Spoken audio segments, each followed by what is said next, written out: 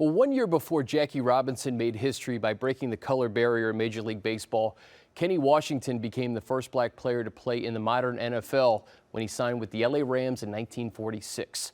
But the former UCLA star's legacy has seemingly been lost in history.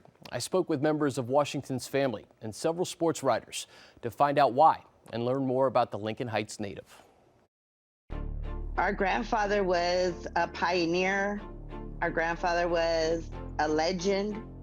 And our grandfather was definitely a pillar in the community, on and off the field. At UCLA, he was just phenomenal. He was just a one-of-a-kind, unique player that no one had ever seen before, along with Woody Strode and Jackie Robinson. But he stood out above most. You know, a lot of people know about Jackie Robinson's legacy as far as what he meant to baseball.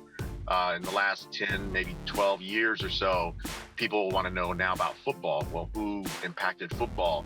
And, you know, although my grandfather's name hasn't been thrown around that much as far as being the first, it's kind of like a neat thing that now people are starting to find out. Following his senior season at UCLA in 1939, Kenny Washington had all the skills to be the #1 pick in the NFL draft.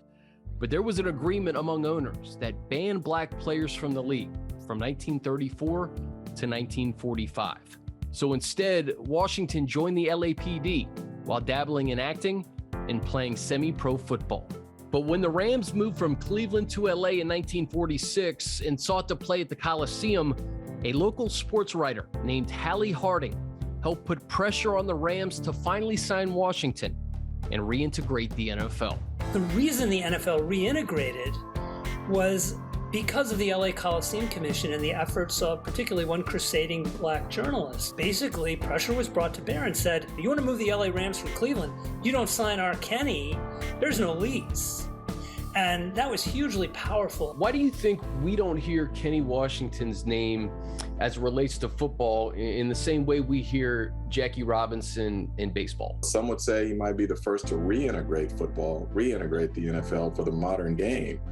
And so therefore it's not as clear cut as, say, with Jackie Robinson in 47, where, you know, he was the only black in Major League Baseball. If you talk about Kenny Washington in the late 40s reintegrating the NFL, it's awkward because you have to explain how the NFL had been integrated and then unintegrated itself, resegregated itself. You can't go to Canton in the Hall of Fame and put together this tidy exhibit that makes everyone feel good.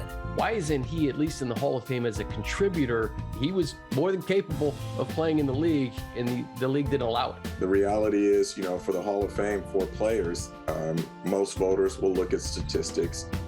Kenny Washington was well past his prime by the time he got to the National Football League. It was a very uncomfortable topic for the league and its owners to deal with. There are a lot of folks who would rather not discuss that, and there are some owners even today who are family members, distant family members, grandchildren, owners of teams back in the 40s. So it's a complicated and multi-layered subject. I'm happy that the Los Angeles Rams have taken steps over the course of this year and even the last couple of years to celebrate Kenny Washington's legacy, because it should be celebrated. Kenny Washington is kind of lost to the history pages, but nonetheless, absolutely Hall of Fame worthy, not only for what he did on the field, but just everything that he went through and equally being a pioneer. It would have been great if my grandfather got the chance to play right after he left UCLA, because I think that even though his impact wasn't as strong as it could have been, it was, like Bob Waterfield said, if he had gotten to play from 1939, 1940 until, you know, he retired, he probably would have been the best that they ever saw.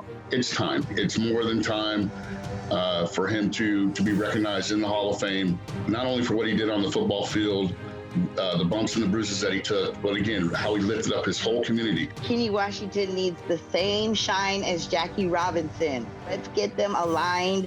Let's get the importance out there, and let's keep his name alive.